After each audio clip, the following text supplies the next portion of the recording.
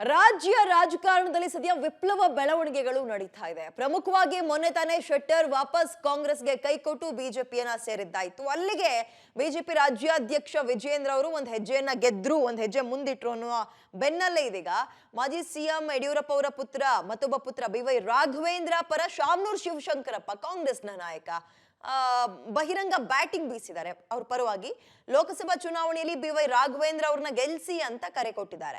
ಜಿಲ್ಲೆಯಲ್ಲಿ ಅಭಿವೃದ್ಧಿ ಕೆಲಸ ಮಾಡಿದ್ದಾರೆ ಇವರು. ಹೀಗಾಗಿ ಮುಂಬರುವಂತಹ ಎಲೆಕ್ಷನ್ ಅಲ್ಲಿ ಅವ್ರನ್ನ ಗೆಲ್ಲಿಸಬೇಕು. ಆಗ ವೀರಶೈವ ಲಿಂಗಾಯತರಲ್ಲಿ ಅನೇಕ ಒಳಪಂಗಡಗಳಿವೆ, ಅವುಗಳು ದೂರವಾಗಿ ಎಲ್ಲರೂ ಒಂದೇ ಅನ್ನೋ ಭಾವನೆ ಬರುತ್ತೆ, ಐಕ್ಯತೆ ಮೂಡುತ್ತೆ ಅಂತ ಹೇಳೋದ್ರ ಮುಖಾಂತರ ಕಾಂಗ್ರೆಸ್ನ ನಾಯಕ ಬಿಜೆಪಿಯ ಕ್ಯಾಂಡಿಡೇಟ್ ಪರವಾಗಿ ಬ್ಯಾಟ್ ಬೀಸಿದ್ದಾರೆ. ಅವರಂತ ಪಾರ್ಲಿಮೆಂಟ್ ಸದಸ್ಯರನ್ನ ಮಾಡ್ತಿರ್ತಕ್ಕಂಥ ನೀವೇ ಧನ್ಯರು ಅಂತ ಹೇಳ್ಬಿಟ್ಟು ನಾನು ಹೇಳ್ತಾರೆ.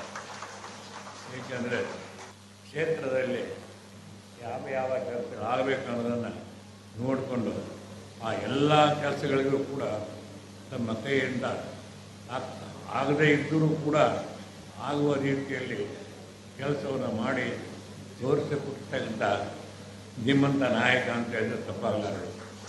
ಅಂಥ ಒಂದು ಒಳ್ಳೆಯ ವ್ಯಕ್ತಿಯನ್ನು ತಾವು ಪಾರ್ಲಿಮೆಂಟ್ ಸದಸ್ಯರಾಗಿ ಆರಿಸಿರೋದು ಭಾಳ ಒಳ್ಳೆಯ ಕೆಲಸವನ್ನು ನಿಮಗೆ ಎಷ್ಟೋ ಜನ ಮಾಡಿದ್ದಾರೆ ನನ್ನ ಅಭಿಪ್ರಾಯ. ಇನ್ನೇನು ಮತ್ತೆ 2 ತಿಂಗಳಲ್ಲಿ ಬರುತ್ತೆ ಪಾರ್ಲಿಮೆಂಟ್ ಚುನಾವಣೆ. ಮತ್ತೆ ರಾಘವೇಂದ್ರರವರ ಹೇಳ್ತಾರೆ ನಿಮ್ಮ ಪ್ರತಿನಿಧಿಯಾಗಿ ಇನ್ನು ಯಾರು BJP ಪಕ್ಷದಿಂದ ಟಿಕೆಟ್ ಏನು ಕೊಡೋದಿಲ್ಲ. ಅದರಿಂದ ನಾವು ಯಾವಾಗ ಆಶೀರ್ವಾದ ಮಾಡ್ತಾಯಿದ್ದೀವಿ, ನಮ್ಮದು ನಿಮ್ಮದು ಯಾವಾಗ ನಿಮಗಿನ್ನ ನಿಮ್ಮ ತಂದೆಯವರು ನಾವು ಯಾವಾಗ ಇರ್ತೀವಿ.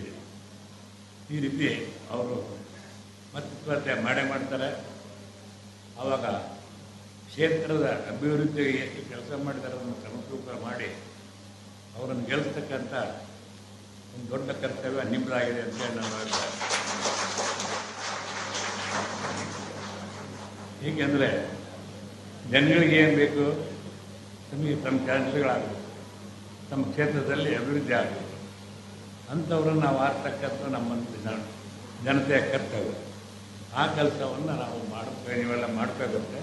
ಕಾಂಗ್ರೆಸ್ನ ನಾಯಕ ಬಿಜೆಪಿ ಸಂಸದರ ಪರವಾಗಿ ಮತ್ತು ಮುಂಬರುವಂತಹ ಕ್ಯಾಂಡಿಡೇಟ್ನ ಪರವಾಗಿ ಈ ರೀತಿಯಾಗಿ ಹೇಳಿಕೆ ಕೊಟ್ಟಿರೋದು ಸಹಜವಾಗಿ ಕಾಂಗ್ರೆಸ್ಗೆ ಒಂದು ರೀತಿ ಮುಜುಗರವನ್ನು ತರಿಸುವಂಥದ್ದೇ ಅಲ್ವಾ. ಇಲ್ಲೂ ಕೂಡ ಅದೇ ಆಗಿದೆ. ಇದೀಗ ಎದುರಾಳಿ ಪಕ್ಷದ ಹಾಲಿ ಸಂಸದನನ್ನ ಹಾಡಿ ಹೋಗಲೋ ಮೂಲಕ ಕಾಂಗ್ರೆಸ್ ನಾಯಕರಿಗೆ ಇವರು ಶಾಕ್ ಕೊಟ್ಟಿದ್ದಾರೆ. BY ರಾಘವೇಂದ್ರ ಅವರಂತಹ ಲೋಕಸಭಾ ಸದಸ್ಯರನ್ನ ಪಡೆದ ನೀವೇ ಧನ್ಯರು ಅಂತ ಹೇಳಿದ್ದಾರೆ. ಬಿಜೆಪಿಯ ಸಂಸದನಿಗೆ ಬಹುಪರಾಕ್ ಅಂತ ಹೇಳಿದ್ದಾರೆ ಶಾಮನೂರು ಶಿವಶಂಕರಪ್ಪ ಅವರು. ಇನ್ನು ಸಮುದಾಯದ ವಿಚಾರ ಬಂದಾಗ ಯಾರ ಮಾತಿಗೂ ಕೇರ್ ಮಾಡಲ್ಲ, ಸಮುದಾಯದ ಪರವಾಗಿ ಮಾತನಾಡುವಾಗ ಸಾಕಷ್ಟು ಸಂದರ್ಭದಲ್ಲಿ ಪಕ್ಷದ ಎಲ್ಲೇ ಮೀರಿ ಮಾತಾಡ್ತಾರೆ ಅವರು. ಈಗ ಕಾಂಗ್ರೆಸ್ ಬಿಜೆಪಿ ನಡುವೆ ಜಿದ್ದಾಜಿದ್ದಿನ ರಾಜಕಾರಣ ಇರೋ ಶಿವಮೊಗ್ಗದಲ್ಲಿ ಸಮುದಾಯದ ಬಿಜೆಪಿ ಸಂಸದನನ್ನ ಗೆಲ್ಸೋಕೆ ಬಹಿರಂಗ ಕರೆ ಕೊಟ್ಟಿದ್ದಾರೆ.